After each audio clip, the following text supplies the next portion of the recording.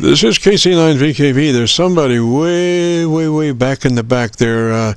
Give me about a half a dB on Milford station. Why don't you give me about 10 seconds, tell me about your antenna system, and I'll see if I can find a better path for us, Roger. System, and I'll see if I can find a better path for us, Roger.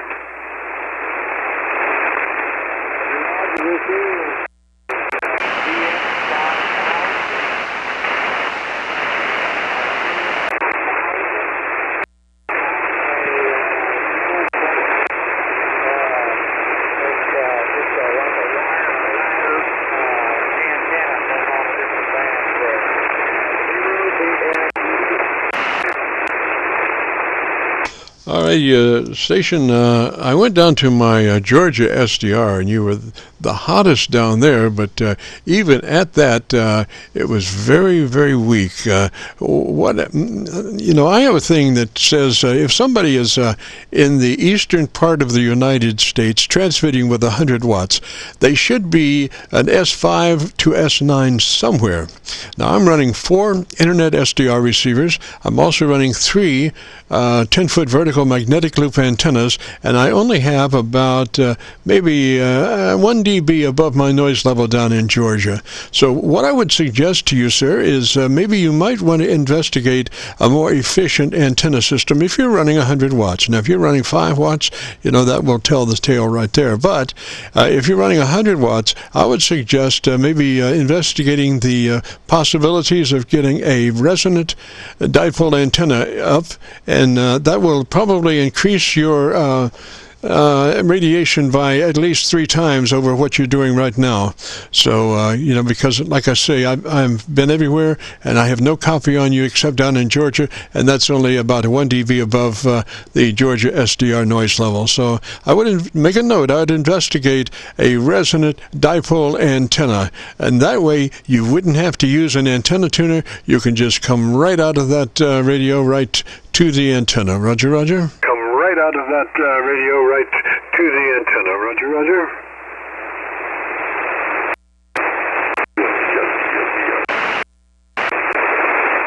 So, station, let me say 73 right now. I just do not have a good enough copy to work you right now. But, maybe in the next 10 minutes, if my signal comes up to you, then maybe your signal will come up to me and we'll be able to communicate. But right now, it's not possible. So, 73, sir.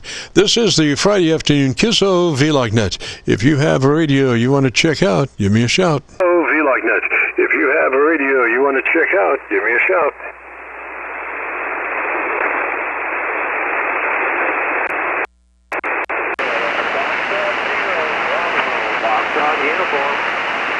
I heard a Foxtrot uniform on my local antenna. Foxtrot uniform station, come back slowly phonetically with your call sign.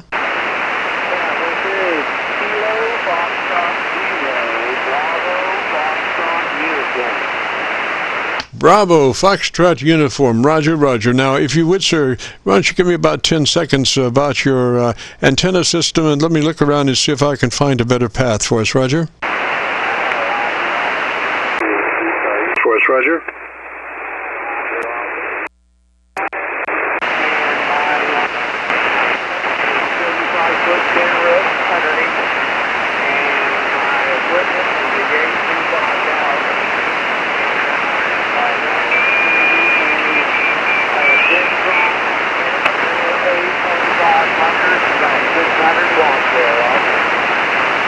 Roger, Roger, Bravo, Foxtrot uniform. I'm on my local 0-degree 10-foot vertical magnetic loop. I'm copying you about 2 dB above my noise level, so it's not a really good signal, but I think we can do a setup if you would be interested. It starts with you verifying and checking that you're in that 100 to 2900 transmit bandpass mode. Roger?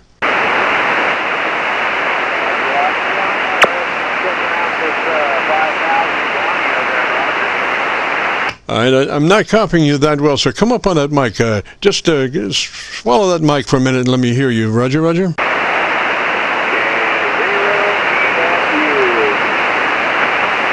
Yeah, still about a dB and a half above my noise level, so it's difficult. But if you've got a good copy on me, let me show you here just a second.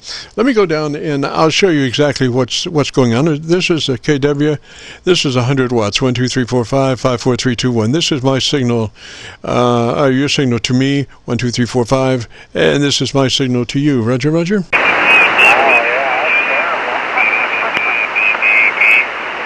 Roger, Roger. Now, what we can do, we can still do the setup. If you've got a good copy on me, Roger, Roger. Yeah, I've got a good copy on me, but you're dropping out on me, Ron. That's what you're trying to show me how it sounded like, Roger, okay. So the setup starts with you. Maybe take notes. That's the best thing to do. Take notes. First thing is you want to be in the 100 to 2900 transmit bandwidth mode. 100 to 2900 transmit bandwidth. Roger, Roger.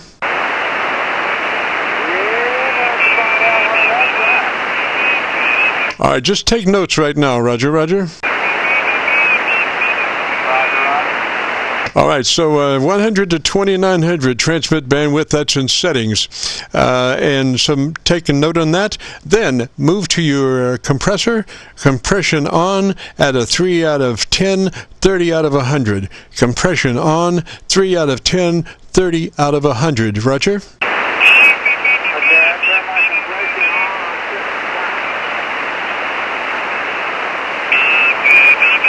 All right, I'm getting some garbage there off something. I don't know. There must be a 1 kc off the signal, or I don't know, quite a bit of garbage. So anyway, you've got that compression on. 30 out of 30 out of 100, 3 out of 10, 3 out of 10, 30 out of 100 on the compressor. Roger, Roger.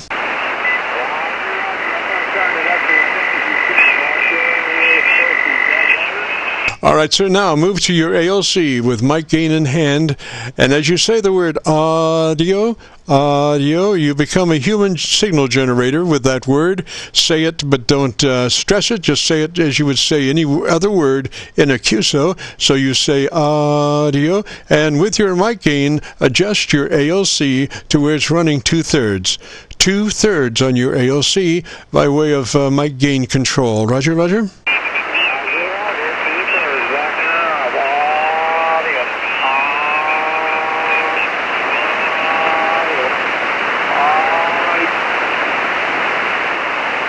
Sounded a little bit better there. I started coughing at about 2 dB, so you did a little good there. And now on your go to your tone control equalization page, tone control equalization page. Add 2 clicks additional treble EQ from where you are, plus 2 clicks additional treble EQ from where you are on your treble control equalization or tone control. Roger. Trying to find what you're talking about. This is the Yaesu 5000. Roger, Roger. Okay, so Yaesu 5000, is that a Roger? Roger, Roger. All right, this is KF0BFU, is that a Roger? That is a Roger. All righty, and what's the name there? Michael. Come up on mic and give me your name again, please. Yeah, Michael. Roger, Mike, and whereabouts are you located, sir? I am located in Wichita, Kansas, Roger. Try one more time. Wichita, Kansas. Ah, Wichita, Kansas. Is that a Roger? That's a Roger, Roger. Wow, Mike, you're making a great trip for that location. I don't usually go north that much, but anyway. So let's see here, Mike in Kansas. In that 5000, and I think you've got the setup there. Just refer back to your notes, crank in those numbers, and if you can, join us next Friday and see how all those numbers sound. Roger? Roger, yeah, so you're saying I'm making a good trip. Where are you located at? We're down around Louisville, Kentucky. We're just across the street from Louisville on the Indiana side of the Ohio River. Roger, Roger? Nothing was working. You turn a beam my way? No. We're running a dipole, a resonant dipole antenna. My SWR is .04, I think it is. You can't even see it. That's the beautiful thing about a resonant dipole antenna. Tremendously efficient, and you can, if you're persistent, you can take that SWR right on down to where you can't even see it. What I do is at the end, the tips of my dipoles, I run a thing called split bolts. Split bolts are bolts that are split with a nut, and then I dangle down about a foot piece of wire, starting with about a foot piece or half a foot piece of wire that runs 90 degrees to the dipole itself, and I connect that with the split bolt, and then I just start bending that foot that's hanging down up and wrapping it back upon itself, and just on the negative side of the dipole, I use that to adjust my SWR, and then on the positive side of the dipole, I use that to bring me back onto the frequency that I'm looking for, and I keep going back and forth, low SWR, lowest I can get, then bring it back onto the frequency, then back to a low SWR, and you just work yourself down to a .04 on frequency. Roger? Roger. Yeah, this one here is running 1.5 on the SWR there, Roger? Roger. This is a .04. So it's about 3 times cleaner, and you can run your amp directly to it, no loss in translation through an antenna tuner or that stuff. Roger? Yeah, Roger. Yep, I'm understanding. Well, so where did you say you were located? Just across the street from Louisville, Kentucky. Just across the street from Louisville, Kentucky, on the Indiana side of the Ohio River. Roger? Roger. So my equipment and every truck is making a, what do you got on me? 3.3 or what do you got now? All right, I'm copying you at about 3 dB above my noise level now. I'm running 3 10-foot vertical magnetic loop antennas, one aimed at 0 degrees, one aimed at 90 degrees, and one aimed at 134 degrees. And I run them as a scanner antenna, on a rotary switch. And I can run through those 3 antennas in about a second as far as, finding out what's hot and what's not. Roger? Roger. Well, sounds like you got a nice setup there, so you're helping people set up radios like old Jim does? I lost you on that one. You sank down just a little bit on propagation. Try one more time. Yeah, so you're helping people out set the radios up. That's pretty neat. You got a beautiful signal out here in Wheatfield, Kansas. Yeah, what is the signal? What is my signal out there in Kansas? You're a 5.7, and then it dips down to the propagation, then it comes right back up to 5.8, 5.9. You sound good. Yes, sir. Thank you so very much. And like I say, you're about, and I give you this because I'm running a RF low level in my receiver front end, so I cannot give you an S meter reading because my RF is down quite a bit to keep from being in distortion ever. But I am running a VU meter at the end of my audio out on my receiver, and I have your voice set for 0 level, and when you cease speaking, I'm seeing noise, and the noise is about 3 dB below your voice peaks. So that's a pretty good signal, Roger. I mean, 10 dB over noise is a great signal, but I am able to copy you, Roger. Yeah, Roger. Well, I do thank you for hooking me up, and I hope you have a great next year. This is Michael. Somebody needs their radio tuned up, Roger. Yes, sir. I think you'll be a little bit better when you crank in those numbers that I gave you. So if you get a chance, join me next Friday, Roger, and we'll see what it sounds like.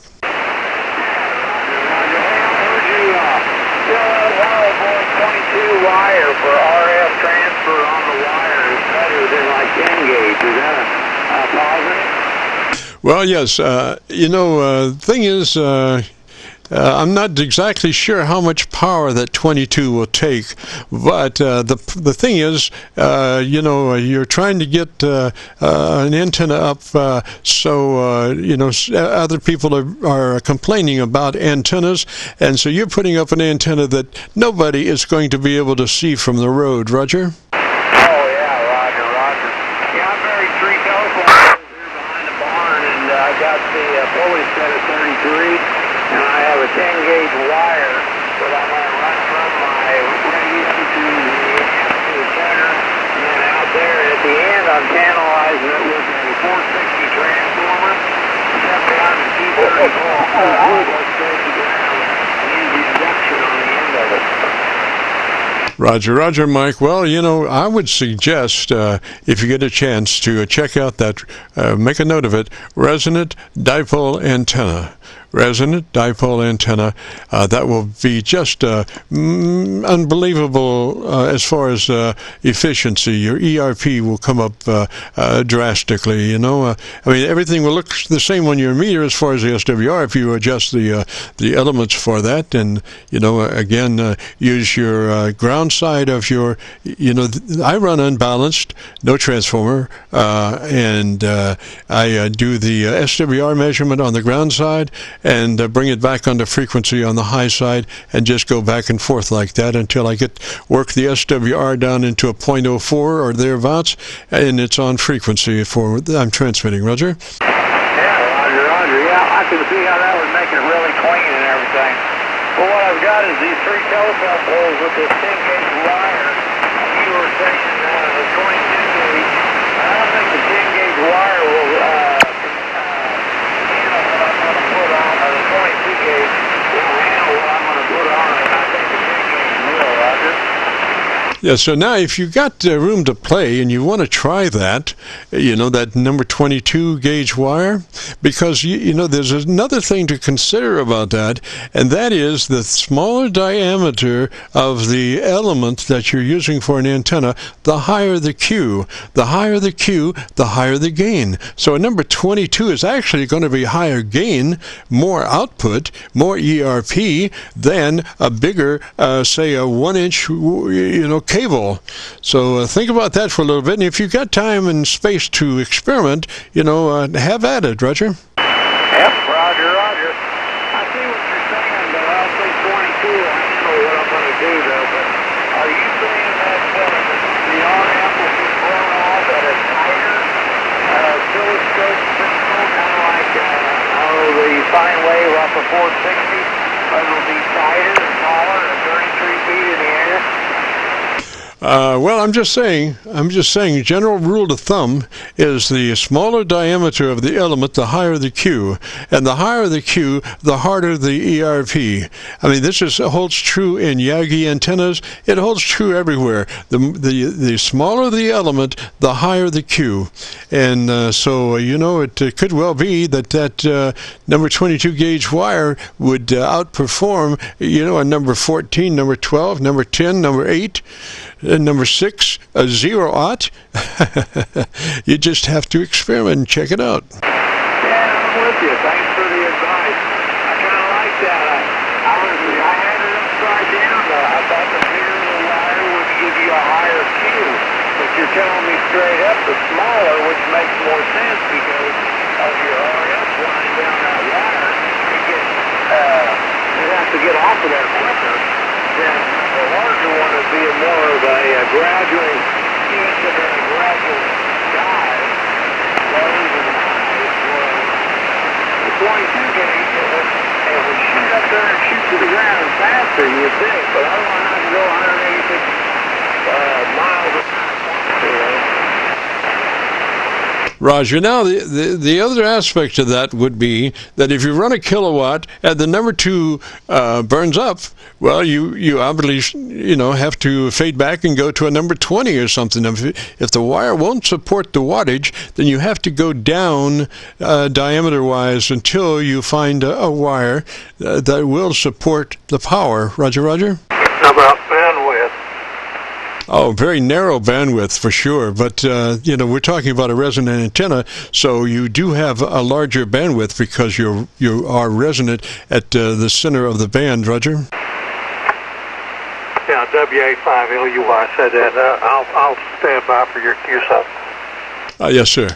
Well, listen, Mike out there, the whole thing is experimentation, and the other point to that is get yourself a switch, like a 3-position rotary switch, 4-position rotary switch, so you can check out the antennas as you run them, because that's the only way you know for sure that you've advanced yourself is when you compare your old antenna to your new antenna in real time, and that's what a rotary switch will let you do. It doesn't do any good to check an antenna, 10 minutes from now to then, or even a minute from now to then. You want to real-time check these two antennas, and the way to do that is with a rotary switch on your antenna select, and I would get like a four-position antenna select situation, so give you a little room for improvement. The other thing is there's nothing better than the right antenna at the right place, and that's called options. So the thing is, the more options you have, the better off you're going to be, because transmissions change drastically from minute to minute, and you might have a vertical in that 4-position situation that if your signal were to change from vertical to horizontal or horizontal to vertical, you can cover that with the rotary switch. And keep in mind that the hotter the received signal, usually the hotter the transmit signal back to your person that you're talking to. Many times it will be that the hottest antenna that you receive them on, you will use that to transmit on, because it's obviously in the right spot to communicate with in that trough to them. Roger? Roger. That makes perfect sense to me. Yeah, it's kind of like with a beam. You turn it over there, and if you can hear them better and hone in on them, then when you transmit, they're going to get stronger. Yeah, that makes perfect sense to me. Yes, sir. That is it, and I think you'll have some good times, And by using that 4-position rotary switch, and you're working in real time, you can hear the difference. Comparing just by the two antennas, you can compare the one to the other, back and forth as you're listening, and you want to be on the usually on the hottest antenna. It will be your hottest transmit back to them. Well, listen, Mike, 73, sir. Good to hear you out in Kansas, Roger. Roger. What is your call sign? The call sign here is Kilo Charlie 9 Victor Kilo Victor KC9VKV. Roger.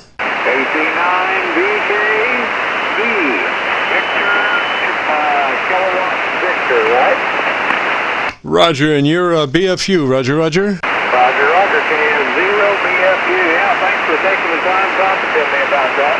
Every time I talk with people and I research stuff, I just get better and better. Yes, sir, Mike, and I'll have that recording of you uploaded to YouTube by noon tomorrow. If you go to YouTube, do a call letter search for KC9VKV, followed by the word logbook, will take you to this recording. It'll be cut number 1 in a series of 2,400 Qso-Vlog air check recordings. Have it uploaded by noon tomorrow. 73, Merry Christmas. Roger, you have a great Christmas and a Happy New Year, and I will look that up, and I appreciate all you're doing there. KF0BFU, Wheatfields of Kansas. Operator Michael, 73. Roger, Mike, 73, sir.